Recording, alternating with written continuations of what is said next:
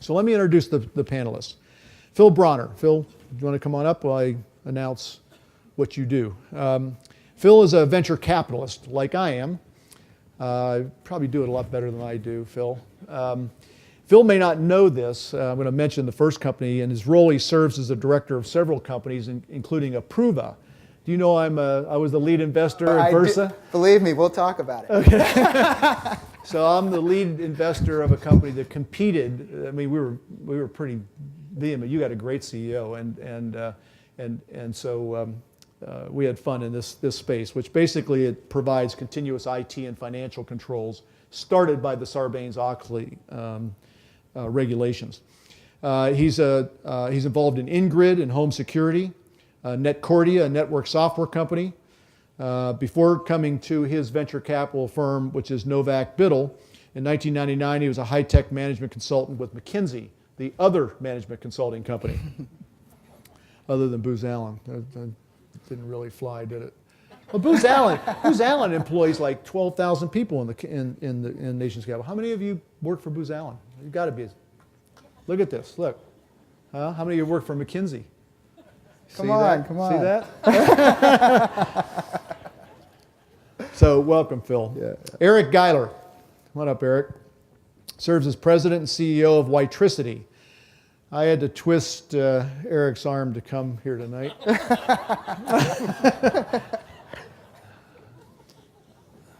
I wouldn't have laughed at that joke either.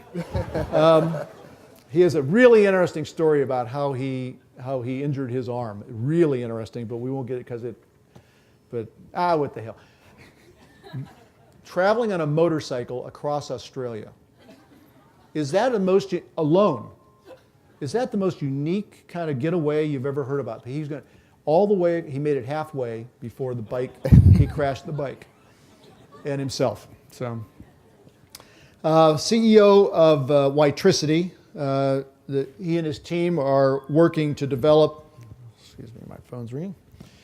Are working to develop wireless electricity that will operate safely and efficiently over distance to several meters. This is particularly interesting to me. I'm involved in two vehicle companies, developing two vehicles. One is an EV, and literally his work is going to go into some pretty interesting places, pretty obviously drive into a garage without plugging in, charge your car. Just do it wirelessly. But other places, like you were explaining, downhole in oil and gas, but places that you just don't want to run wires to. Not safe, not convenient, not economic.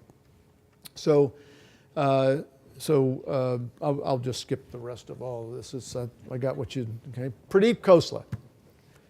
I'll try to avoid any ribbing of you, Pradeep, but he's just an easy target.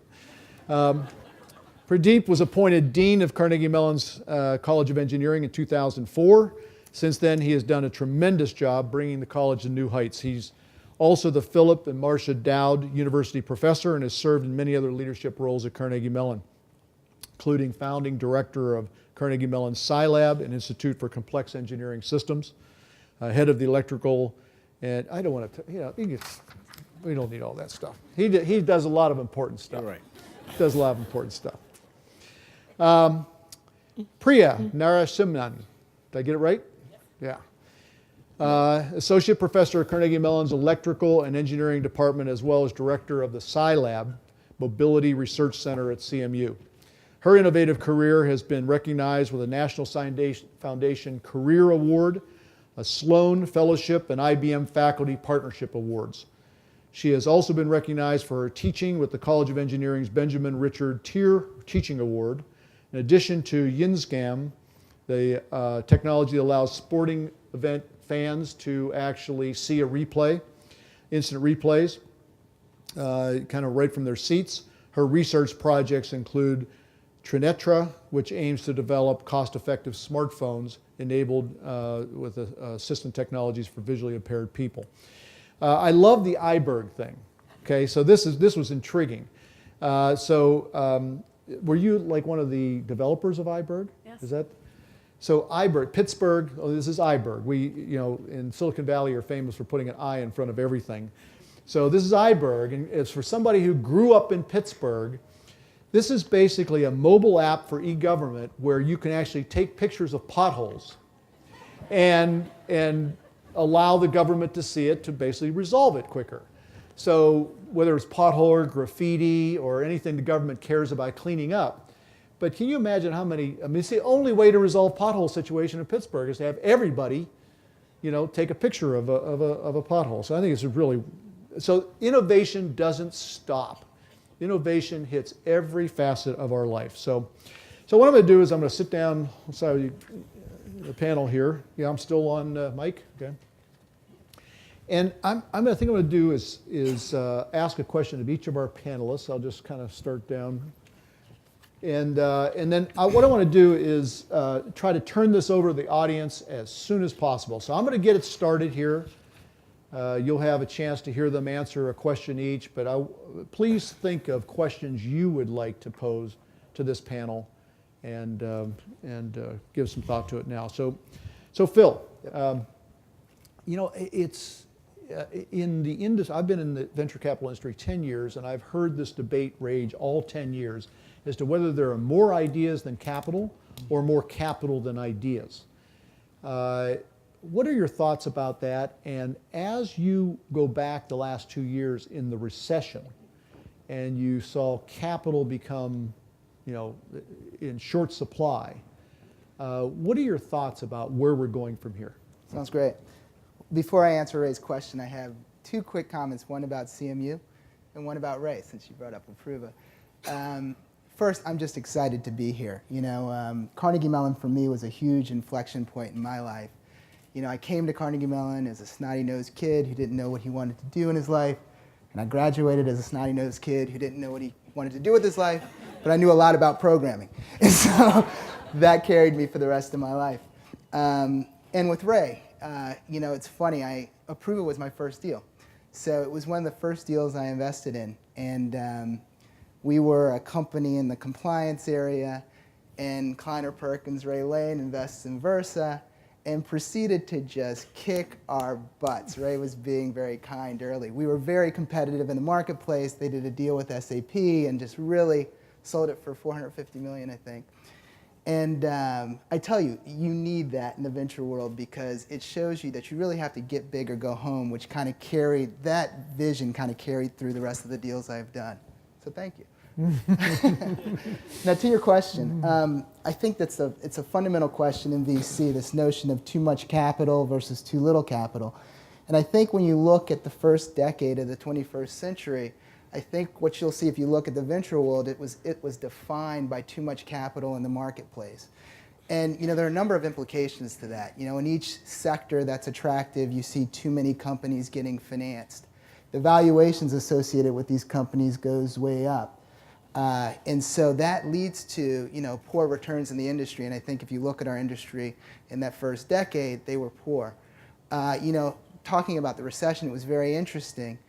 For our firm, there's two components to that. It's your existing portfolio, and then you have your new investments. And on our existing portfolio, we really looked at triage. We really looked at our portfolio. We sat around as partners, tried to determine which were the strongest, which would survive, really focused on those deals, and really encouraged the CEOs of those companies to cut back to the basic essentials. And we as a firm looked to reserve capital so we had enough capital to support these companies through the long winter that we saw over the 18 months or 2 years of the recession.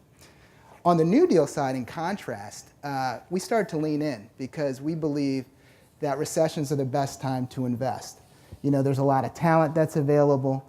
The entrepreneurs you see, the quality goes way up because the people who start businesses in recessions tend to be very serious and very experienced entrepreneurs. Valuations are more attractive.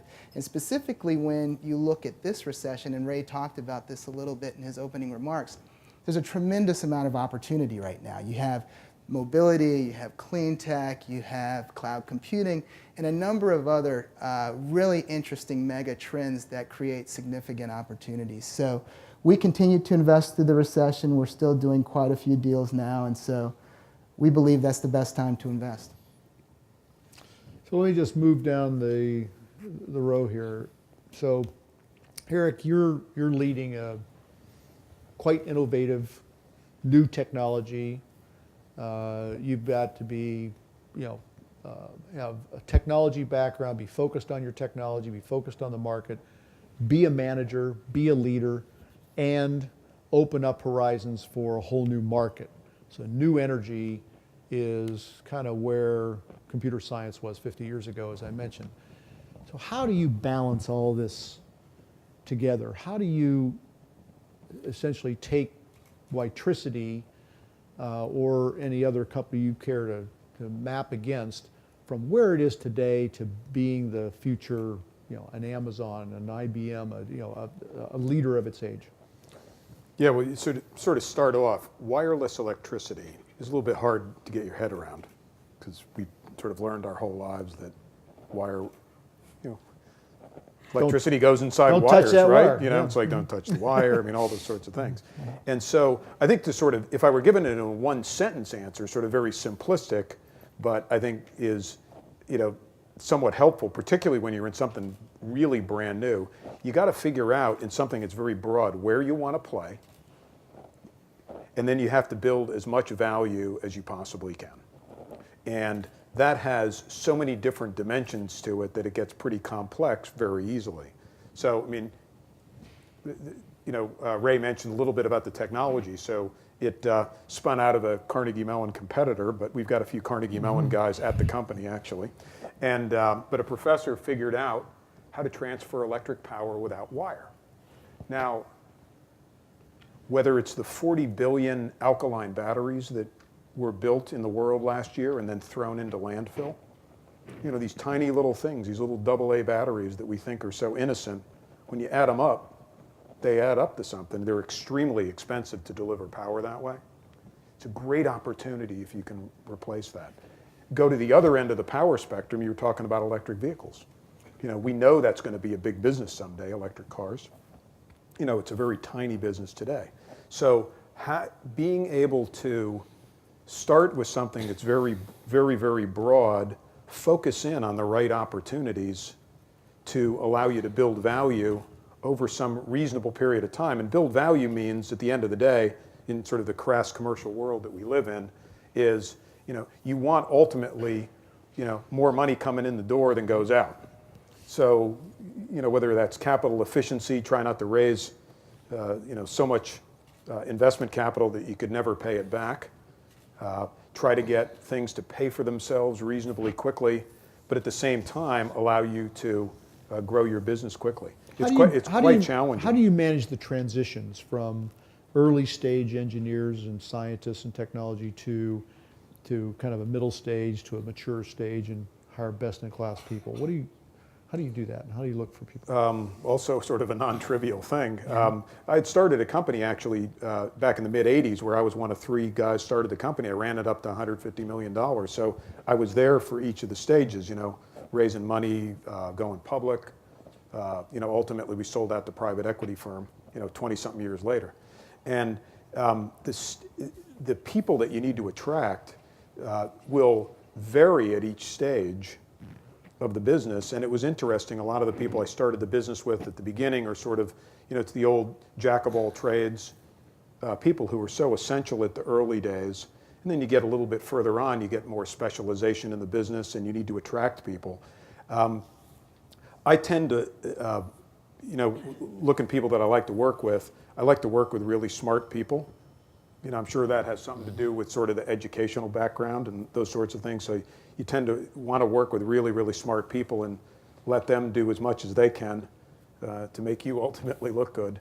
And finding those people at each stage of the business and getting them to contribute and get them challenged and motivated, is part of the trick of growing the business. The business we're in right now is, it's, physicists and engineers. I mean, they're all PhDs and they're very creative types. And I have to say, of places and things that I've done in my life, including having started my own thing, this is the most fun I've ever had. And I think, we were talking a little bit earlier, you've had experiences that have spanned the startup to the extremely large companies. That phase of sort of the early stage companies are quite interesting. I never thought I'd go back to it again after running a large company, but found that there are very enjoyable parts to that. I don't think there's anything more fun than running a startup. It's actually my first experience at it. I'm just now at 62 doing it for the first time. There you go. Pradeep, as you think about preparing students, preparing graduates that Eric will hire, how do you teach them innovation? Do you teach innovation, or is it born? How do you I think it's part of both. So let me just talk about the education system in the country first. So I think Jerry said it, and nobody could have said it better, that nobody does it better than Carnegie Mellon when it comes to really developing an engineer or a computer scientist who's going to hit the ground running. And we hear it time and time again from just about every employer who comes to Carnegie Mellon. And as a citizen of this country who understands there's other universities in this country, the population is about 350 million, I wish there were more universities that were doing it at least as well or semi-well like Carnegie Mellon. So let's talk about teaching innovation. I think we don't try to teach innovation per se as a topical area, but what we do try to do is encourage inquisitiveness, questioning the basics, open-ended problem solving, and doing this in the context of not one course or two courses or three courses, but it is what we call innovation across the curriculum, where all of these properties are in some combination or the other embedded in just about every course. So if you went through Carnegie Mellon over a 4-year period, some people take 5, others take 3. I was thinking about PhDs, not undergrads. You will find that by the time you are through our curriculum, you have exercised so many facets of your mental faculties and of your thinking process that you are a more complete person. And what comes out at the other end is a person who's able to think holistically. And you talked about, and Jerry talked about, and Ed Frank talked about the EPP being in College of Engineering. And I think that's the hallmark where policy, technology, economics all combined together in 4 years. A BS in electrical engineering or a computer engineering or mechanical engineering has the same exposure. So what you see is similarity amongst people when they come out in terms of their innovative capability, in terms of their ability to deploy innovation, even though their domains might be like mechanical or civil or chemical or even electrical engineering. So, Priya, Ed mentioned the superiority of our educational system, our university level system, but I would take that one step further, and that's our research universities. The top tier research universities are obviously the finest in the world and have maintained their attention to science. Before the entrepreneur comes the science. Right. And maintain that research and the focus on the long-term changes that can be made. Recently, a lot of pressure is starting to come in. The marketing, the economics, the dollar starts speaking, and it starts to get some of the basic science now interested in commercialization. Do you see that stress in the system, and how is it affecting our basic research? Okay. Great question. Before I answer that, I want to go back to iBurg for 1 minute. So as Ray described it, right, this is the mobile app that lets you zap pictures of potholes and whatever else and send it straight to the city. That's your complaint, right? So one of the topmost complaints last year, people went to PNC Park and was snapping pictures of the Pittsburgh Pirates. So, you know, true story. Oh my goodness. Okay, so let's get into Ray's question, right? So, sorry, I just had to. He brought it up. So let's go back to Ray's question, right? So I think one of the things that we do really, really well with our students is we don't just experiment with things in the lab. We like to take things out in the real world, break things, learn from breaking things, get up on our feet and break them again and learn again. And that's what we're really, really, really good at. I want to tell you the story of YINSCAM, which he mentioned, right? So YINSCAM was something that was born out of my love for sports only after I moved to Pittsburgh.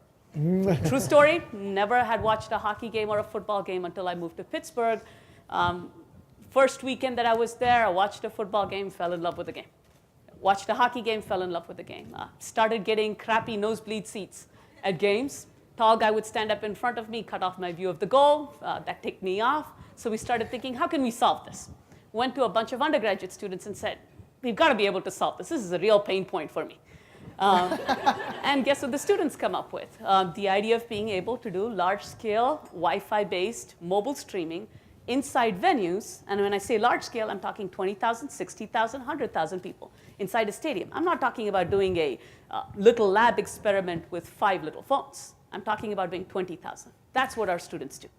This They is try to really take- interesting how innovation starts with a personal agenda. This is really, it's very interesting. A lot of innovation does exactly that. It does. I mean, I think if you believe in it, and if you believe that if you build it, you would buy it yourself, then it becomes personal to you. But to take the example of our students, they went out there, they actually work most of these games. They built this thing from scratch and were the only ones to have it. And it couldn't have been done if we just sat in the lab. So going back to the research point, I think we like to think big. We like to go out and try things in the real world, and out of that comes real research. And that goes back to how physicists and empirical scientists used to do it in the 1600s, 1700s. Think about Galileo, right? He tried to drop something out of the Tower of Pisa, not in a little lab. We try to do things like that. And I think that's what research is about at CMU. That's great. So Ray, can I add that? Yeah. I think underlying what Priya is saying is this culture, this lack of, or enablement of faculty, or lack of oversight of curriculum to the extent where people like Priya cannot innovate, cannot experiment, both with pedagogy and the technology. And that permeates at the department level, at the college level, at the university level, and it comes from the top to the bottom and bottom to the top. So is it, if you look, The Economist defines innovation as having value. If you innovate something, it must have value to a market. What is the real source of innovation? Is it people with exploring minds? Is it teaching? Is it a process? Is it how does innovation really come about? Priya started it with saying, well, we have an approach at Carnegie Mellon which brings in the practical. That we want to make something and break it and see if it's has value is really what you're saying. What do you think? Does it start with the student? Does it start with the people? Does it start with the mind? Or does it start at the other end, that we can actually foster that? We can actually foster innovation with a cauldron of education. Anybody? So I'd like to address that a little bit with our curriculum. So we have these capstone courses, right? So which are, in most universities. But I think one of the interesting things there is you give students a bunch of constraints. You say, here's a budget, here's all I will buy for you, here are all the things you have. And out of that, they come up with extraordinary things that you look at that and you weren't a tenth as intelligent as they were at their age. It's And kind of that's what the blows you Apollo away. 13 test. Yes, That's what I if you call think the about it that Apollo way, yes. 13 test. Yes. From a venture perspective, I think we see it as coming from people. Oracle wouldn't be Oracle without Larry Ellison. Apple wouldn't be Apple without Steve Jobs. And we do quite a bit in the seed stage. And what we look And Ed Frank. and Ed Frank. The iPad wouldn't be the iPad without Ed Frank. But we seed quite a few deals, and there are certain people who just see the world slightly differently than other people, and those people are the people that go on to change the world. So I think it comes from those individuals. I was going to say sort of, people first, but I think you can help people along. I wish I'd had Priya, by the way, to defend me when we got caught dropping water balloons out of E-Tower or Morewood Gardens, because we could have been measuring gravity. Yeah, right. Yeah, I'm sure you are. We're shooting tennis balls down the hallway and we were clocking their terminal velocity. I'd have joined you. But I do think that the educational process plays a huge part in getting people to sort of exercise their minds. So, it has to, it's not, going to just come from education per se, but it is a combination. So I think from my perspective, people saying it's people, it's an easy answer because the world is about people. The world is about people. We live for people, we die for people, it goes on and on. I think it's not just people, it is the combinatorics of the team. It is what specialties, what areas, what's the combination of personalities, and how do you put it all together? And that is the reason some people are great managers, others are not. Some people are great leaders, others are not. Because I think there is a class of people who's able to look through this, who's able to put teams together, motivate teams, understand value propositions, understand problems, right? So that's really an important concept, at least to me. And I'm neither an economist nor a business person, but I can play both on TV very easily. The other thing is, I think innovation can start from an idea that goes to fruition. And I think internet is exactly an example of an idea that somebody had, and basically back when it was DARPANET, and it became the internet after about 20 years. And talking to you, Ray, battery technologies and energy is from the other side, where it's clear what the economics are, and we're going to drive technology to satisfy those economics, because without that, there is no market. It's like two different extremes, and both are extremely innovative. Both create markets, both create industries, and both create jobs and wealth in the country and the world. As you think about innovation and actually the complexity in Carnegie Mellon University, where you have best in class in each of the colleges, and then it gets pulled together into new ideas. How do you think the world thinks of Carnegie Mellon today? Do they think of us as innovative as MIT or as creative as Stanford? Do you think, I think everybody in this room believes we are more so. Is it the difference in the way we innovate that would rank us as the number one in innovation? Or is it actually the number of innovations? I mean, Twitter to me is, I'm sorry, I don't see it as an innovation. Yeah, right. Of course, a lot of people use it, okay, but what is it that will distinguish us, or is distinguishing us in the academic world on how innovations actually get implemented? And I think the world, in my mind, I think the world does think of us as a very innovative place. I think all of these 500-600 people out here who are all our alumni and parents think of us as a very innovative place. But I think our problem, if there is any, hypothetically speaking, may be that we are too conservative in going out and bragging about how innovative we are. So Jerry talked about the Carnegie plan. That plan revolutionized education in the world, not just the US. And even today, we have not gone out of our way, or even then, till today, we don't quite brag about it as much. So I think what we need to think about is we need to start becoming innovative in talking up and taking pride in what we have accomplished and what we plan to accomplish and what we will accomplish in the future. Anything else? So I'm going to turn to the audience. But go ahead if anybody has anything to add. I just to wanted that. to add one more thing. So I think the not bragging thing goes very much along the lines of Pittsburgh, right? Yeah. In Pittsburgh, we typically don't brag about a whole lot. We've had free Wi-Fi in the airport forever. There are airports you go into that you pay for it, and they'll have bigger banners, right? So I think it's in the typical nature of that. Going back to Pradeep's point, I think the other thing we do encourage our students to do in the curriculum is to take risk, to embrace risk, and to be candid about failure. And I think those three things are very, very big things. Mm-hmm. And they do shape our students, and they do make them open to possibilities. There's a question here. There's a microphone right behind you. Or maybe there's somebody already at the microphone. So. Hi, my name is Michael Giler. I've been working at the Department of Homeland Security. And, is the microphone on? I don't think so. No. I can't either. Go ahead, shout. Your name and...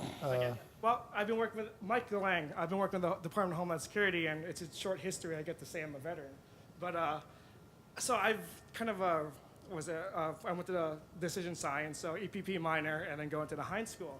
And coming here, and I want to riff off the comment about Twitter, of how there's a lot of stigma to new things, right? And if we kind of kept that stigma, I mean, the internet would just be a porn portal, and same with VHS, and don't blame the content on the technology, right? And we see that going on, because and I work now in emergency communications, so now we're seeing Twitter as, okay, there's trending analysis of events happening in real time, right? And then how do we get them to tell us as the government and people who need to respond and public safety officials to, rather than sending videos to the media, or rather sending things, because they'll go to them first.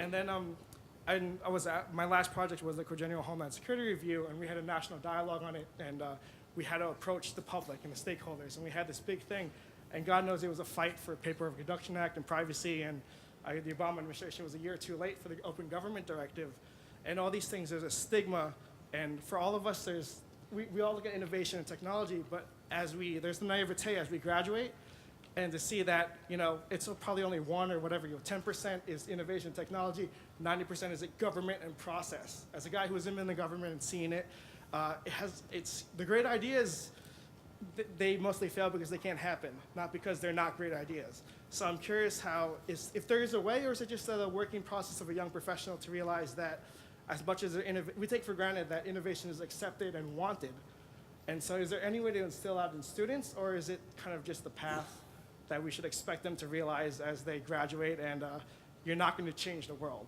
or not too quickly, and you have to work for it, and you have to get there. You can't get the dream job, you can't get the opportunity, but you can get there with your foot in the door, with the heart is in the work, and obviously, so I don't know. Who'd like to take that one?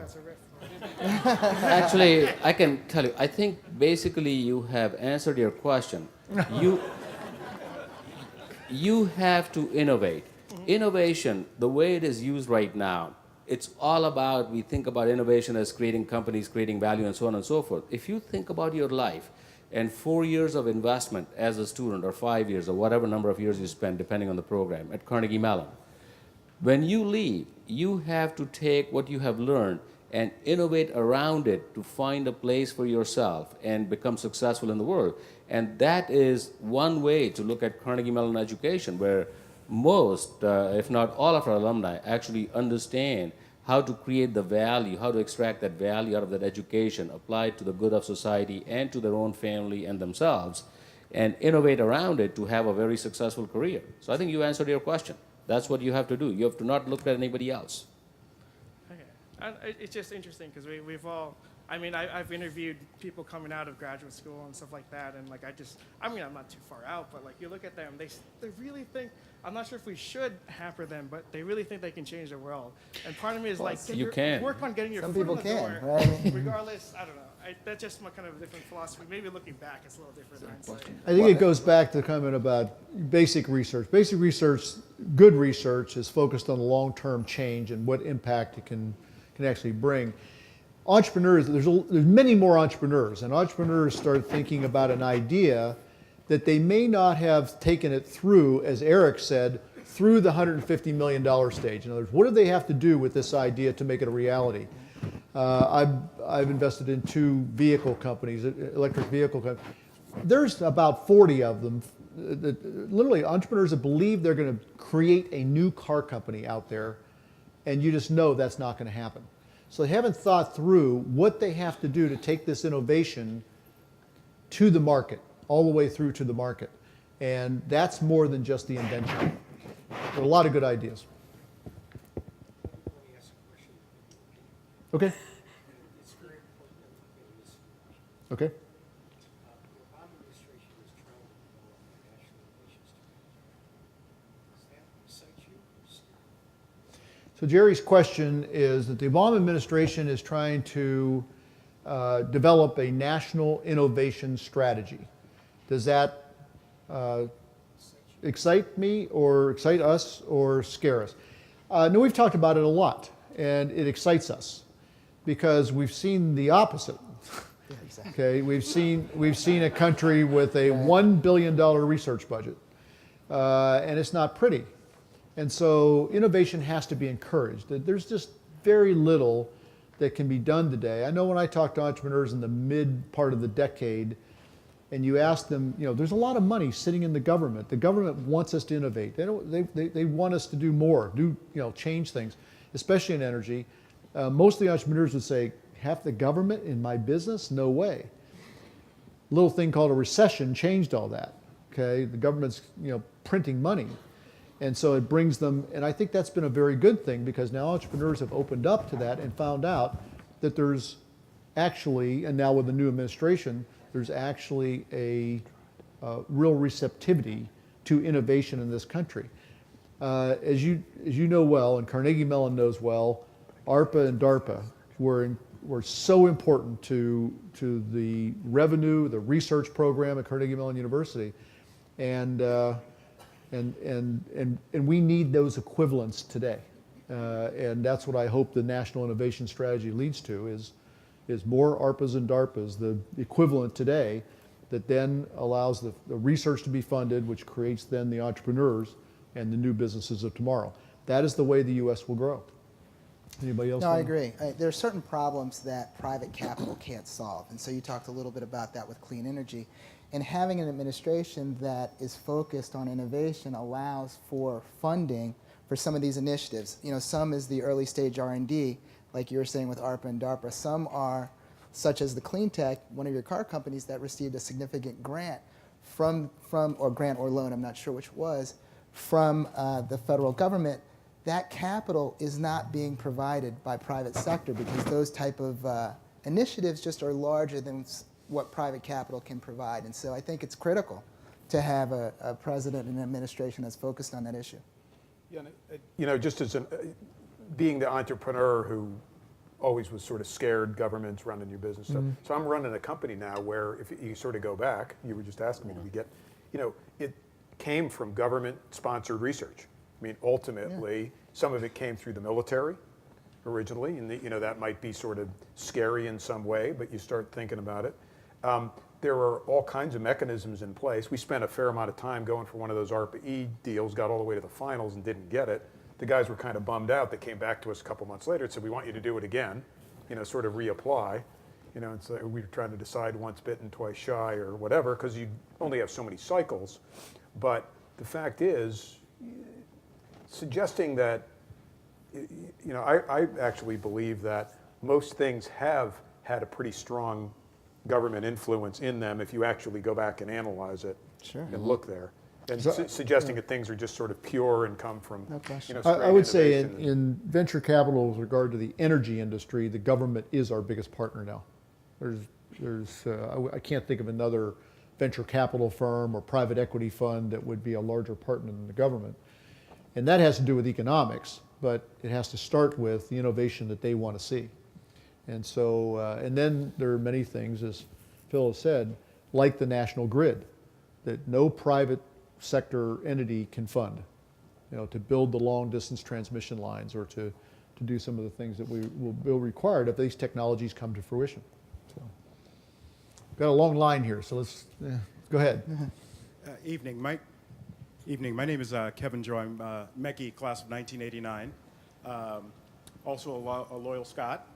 So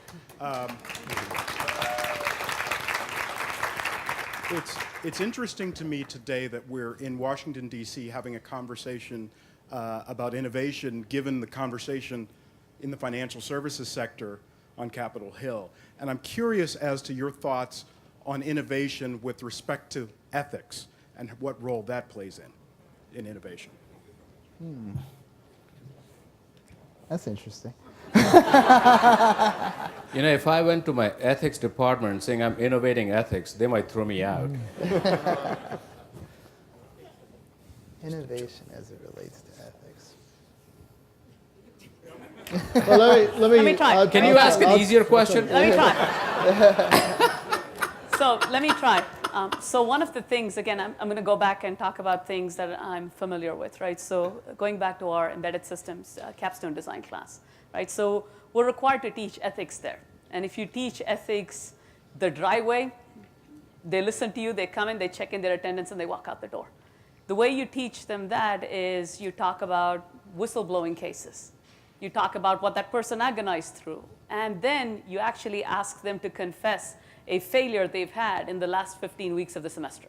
They have to stand up and say, this is where I messed up, and I messed up badly, in front of all of their peers. I think that's really useful. It's enlightening that it's actually embraced. But our curriculum lets us do that. There's also some pretty interesting technologies that are helping this as well, such as the wisdom of crowd types of technologies. So a CEO that wants to basically understand, you know, real forecasts. So if they go out and they say they're going to do something in the market or develop a product they think the market may need, they can get a wisdom of crowds viewpoint as to whether they are doing what the market really wants. So there's actually some technological breakthroughs on that as well. Next. Hi, my name is David Miller, 2001 MSIT grad. I went back to Carnegie Mellon for graduate school with the hope of graduating and being involved with startups and working in an innovative space. Since I've graduated, I've had the opportunity to be involved in 2 startups.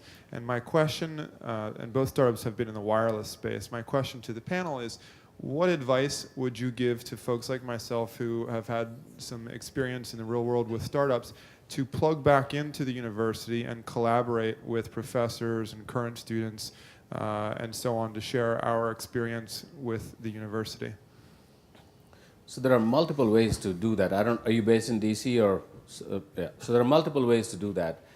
So for example, in Silicon Valley, where we have a campus, we routinely involve people or alums with your type of experience to come and create not only role models for our students in the program, MSIT being one of them, but also to teach them about what they learned, they being the individual learned from their life experiences. We routinely do the same thing in Pittsburgh campus too, and engineering does it, computer science does it, Heinz does it, where we have various seminar series where we involve our alumni to talk about their experiences. But that would be the easy way of doing it. The next step would be to get involved with, if you have passion for some technology or some problem that you're trying to solve, to talk to some of us and get involved with faculty, sponsor a project in an undergraduate class, sponsor a project in a graduate class like Priya's class or any other class, and that would get you engaged and involved and hopefully reinvigorated vis-a-vis Carnegie Mellon and the technology area. Give me your card. Let's get you to class. Let me come over to this side. Thank you.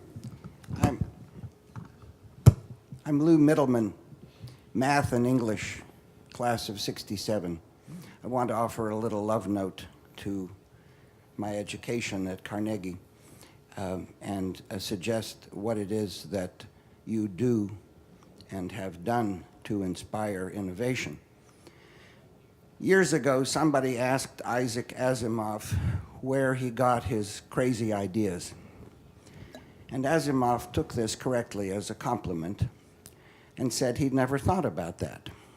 But he liked to think, and so he thought about that and wrote a little essay called Those Crazy Ideas, where he decided that what he needed for his crazy ideas were 5 things: knowledge, intelligence, intuition, courage, and luck. Knowledge is owning a number of bits, things which are the case. Intelligence is the ability to combine bits without necessarily knowing too much about them. Intuition is the ability to leap over mountains of information and land lightly on the wrong side. Courage, well, leadership comes from an Indo-European root meaning to go forth and die. Which makes sense because the leader is out front and will get shot at first. So you have to have courage, and then luck. Fine. Well, of course, Pasteur said luck favors the prepared mind, but not everybody has these 5 things all together, as Asimov did, but it's a terrific recipe for making a task force or a group that's supposed to come up with a good solution. And I had that in my classes at Carnegie. That's what my teachers did. They called upon these 5 qualities. They encouraged us to take risks, to go out on a limb, and indeed to fall, as you said, Priya. But we always fell on soft ground. Thank you. Thank you for that. That was great. Let me come back over here. Good evening. My name is Derek Lowen. I'm apparently a Tepper alumni from '91. Thank you, Dr. Cohen. I'd like to riff off of the clean tech and the government funding questions that have been coming out, and actually flip it a little bit and ask you to reflect on the concept that the funding or the promise of an abundance of funding from the government is actually clouding the space, in that it's supporting ideas that, while maybe they're innovative, are not in the long run viable or scalable. I don't think it's true because whether it is, it depends on, a lot of these energy grants obviously come from the Department of Energy, and they do a rigorous technical review before they do a credit review. So ultimately they're offering credit. If it's a loan, ARPA is doing grants, so they're making grants of technologies, and I'm sure a number that maybe shouldn't have gotten through. Eric should have been approved on the first one.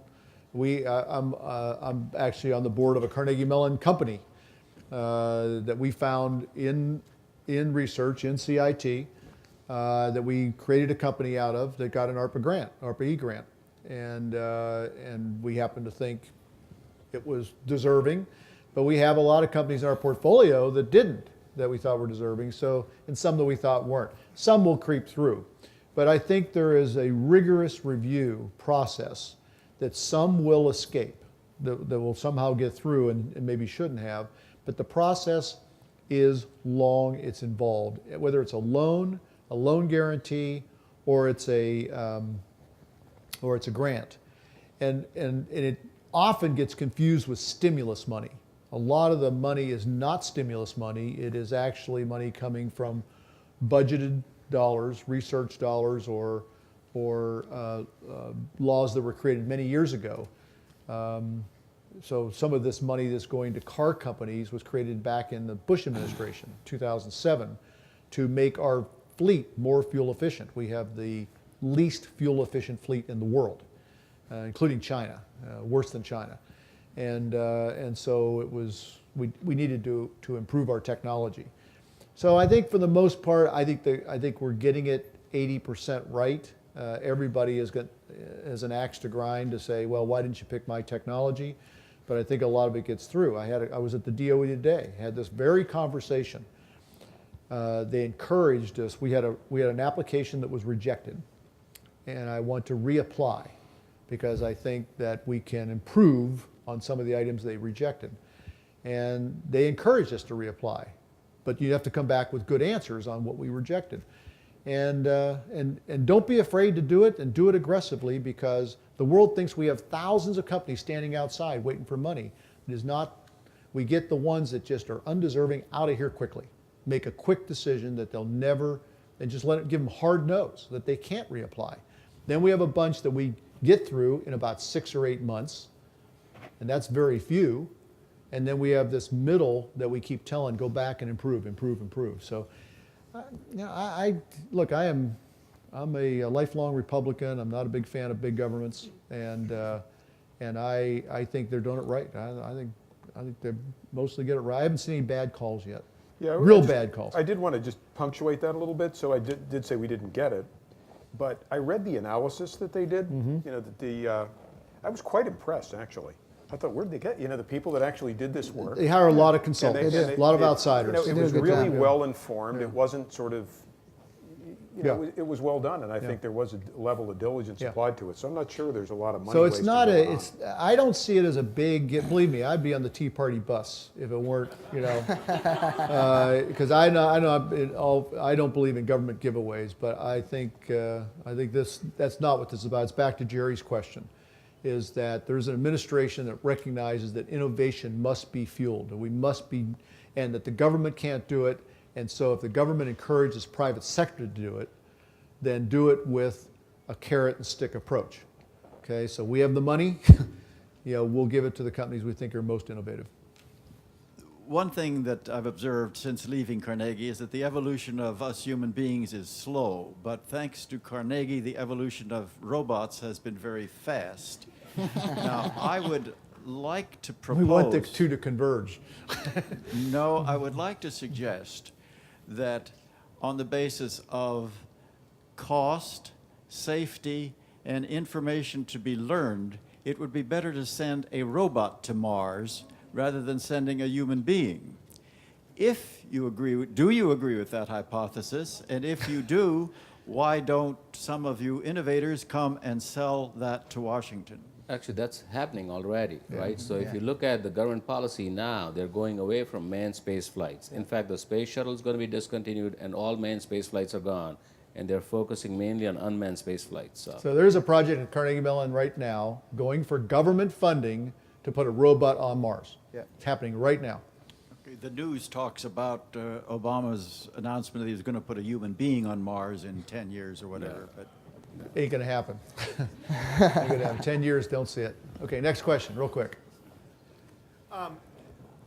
Brian Krug, I work in the energy industry, and government involvement in energy can take many numerous forms. It can be cash grants, there are tax policy, there are loan guarantees. Which forms of government involvement in the energy industry and in innovation in general do you think are most effective and get away from government picking winners and losers and letting the private market do it as much as possible? You know, it's interesting. The government has always been in energy. Yeah. So the government is an intricate part of the energy business and always has been. Right from the land that's going to be drilled or the land that's going to be used all the way through the production of the energy. It's not a new thing that the Department of Energy just all of a sudden says, we've got some money that we're going to pick innovation. But I do agree with your point of view that at the end of the day, because they're offering a lot of funding and they may determine winners and losers through that, but that's not their primary innovation, I think, or involvement is the economics. But they're involved in every aspect. This is not a new thing. It's been 100 years that they've been involved in energy, and they need to be. They need to be, Yeah, I in think every that- aspect of it. Yeah, I agree. I think the other way to think about it is what would happen if they weren't. And I think if they weren't, a lot of these promising technologies would not survive. And so there's a gap right now in late stage funding for a lot of these very interesting clean tech technologies. And if there was nothing there, a lot of that industry would go away because there's no money.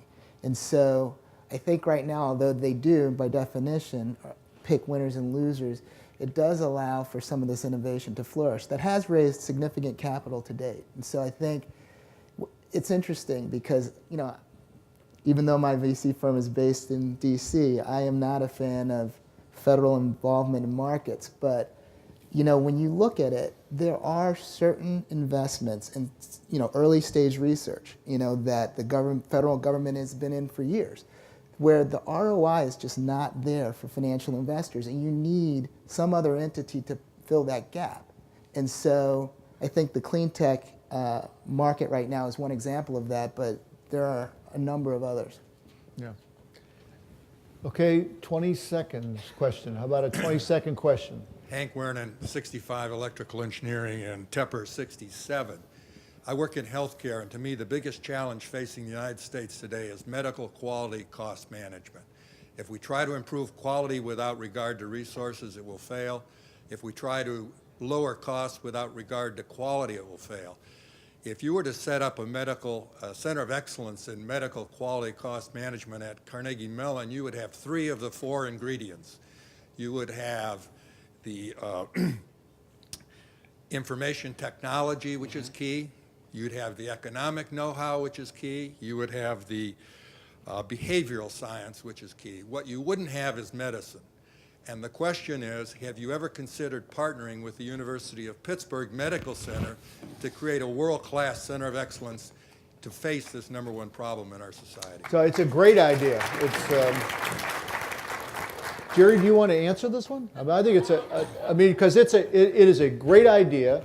It is something that I think a lot of folks at Carnegie Mellon are thinking about. Tonight, Pradeep, you just had a conversation with me about. In fact, Peter Levin, he's about here, healthcare technology. the CTO of VA, who's CTO of VA, and we just talked about healthcare technology and healthcare IT.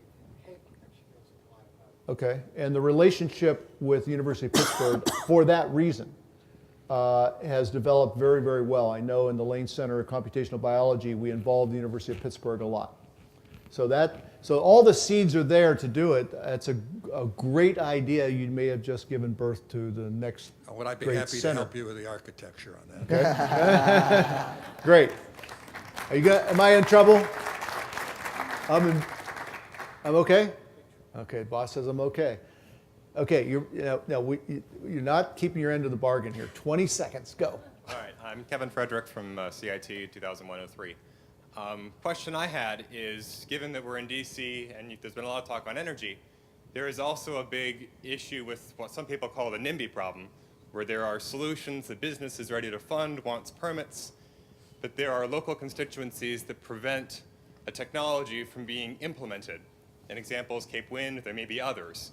Are there perspectives from EPP and groups like that that can help understand what it takes to get some of these larger programs off the ground that are facing a regulatory roadblock? So we have been very active in that area. So for example, carbon sequestration is in that class of technologies where people are nervous about somebody drilling holes under their houses and storing tons and tons and tons of carbon dioxide or liquid carbon dioxide under the ground. EPP and chemical engineering, believe it or not, have not only done a really sophisticated analysis of the geology and how gases permeate through rocks and what is the leakage probability over 5, 10, 15,000 years. But Granger Morgan from EPP has been going around the hill and talking about this analysis, sensitizing our lawmakers.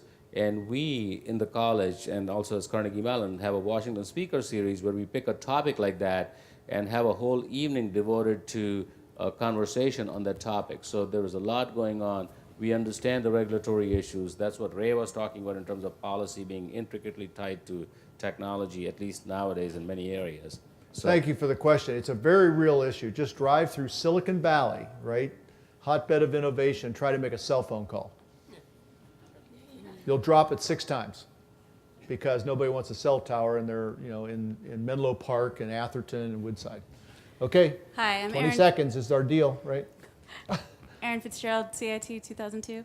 And so with the stimulus came a windfall for basic researchers because there was suddenly a lot of money or push to innovate and fund basic research that could create innovations for the future. But with that comes metrics and trying to analyze what are the best investments to go into. And of course we have venture capitalists here and economic impact is one impact. But I'm curious what the panel thinks about what is the most undervalued or underappreciated output of innovation investment in basic research and beyond. And how do you think we could sell basic research funding better? I think the most underappreciated investment of basic research is personnel development. At the end of the day, without that, there is no innovation, there's none of this stuff. And somehow when a proposal is reviewed, you're reviewed for the results you would create. And sometimes, even when the results are mediocre, the fact that 4 PhDs and 4 masters and 5 undergraduates worked on the project and came out of it has a much bigger impact than the result. And I think that's what we should be pushing. That's what the universities are good at. We are a research university not because we are competing with IBM to control patents, but because we are producing students like all of us out here, like all of you, who go and make IBMs and Googles and Kleiner Perkins and Novak Biddles of the world. So.